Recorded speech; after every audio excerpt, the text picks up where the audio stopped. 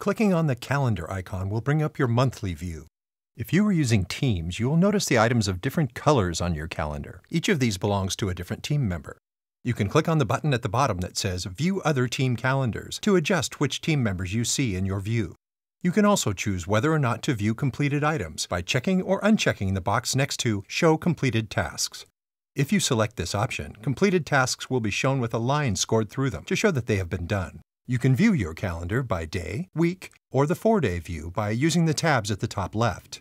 You can use the Next and Previous buttons to move back and forth through days, weeks, or months, or use the Quick Cal to jump to any date you choose. Click Today to go instantly back to the current date in your calendar. To add an item to the calendar, just click on any blank space in the day you want to add to. The Add Event page will come up, allowing you to input a new occasion, phone call, or to-do item. Fill out the information, duration, and repetition of your task if applicable, and click the Add To pull-down to add the item to your calendar and task list, or just one or the other.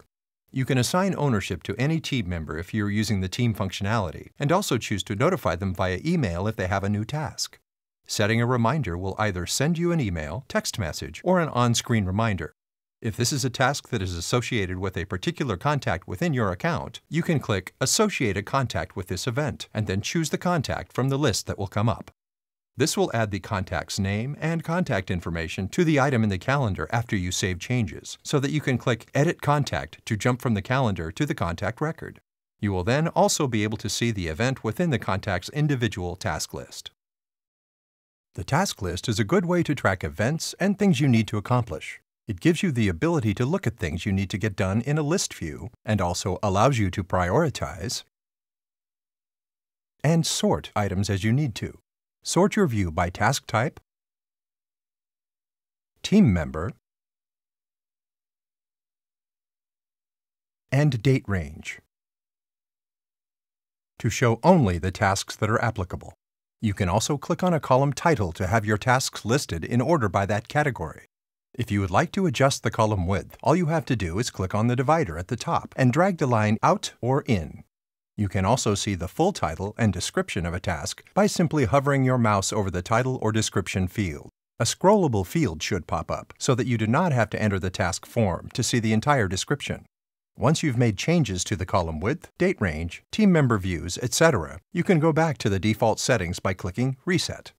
If you need to reassign a task to a different team member, you can do so individually within the Edit page,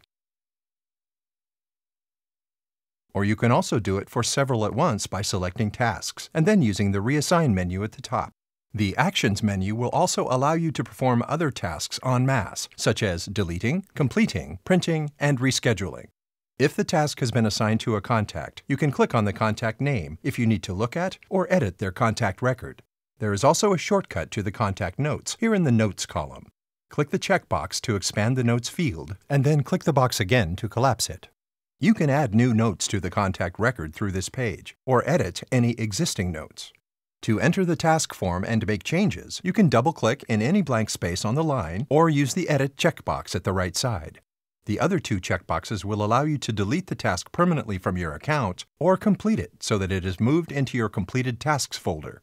You can track items that have already been completed by clicking on the Completed tab. The default date range shows tasks that were assigned to dates in the past month, so if you're looking for a completed task, but the date it was set for is in the future, you will have to set a custom date range. For example, today is July 1, but I just finished a task ahead of schedule. It was assigned to be completed July 5th. When I mark it complete, I will have to go to the Completed tab and make sure the date range includes future dates before I can see it again. I will set the custom date range to show all tasks between July 1st and July 30th, and now I can see this completed task. If you need to reinstate a task that has already been marked complete, all you have to do is click the checkbox at the right side. Remember that it will keep the same assigned date, so if the original date for the task has already passed, you will need to look for it in the Past Due tab instead of the Current tab.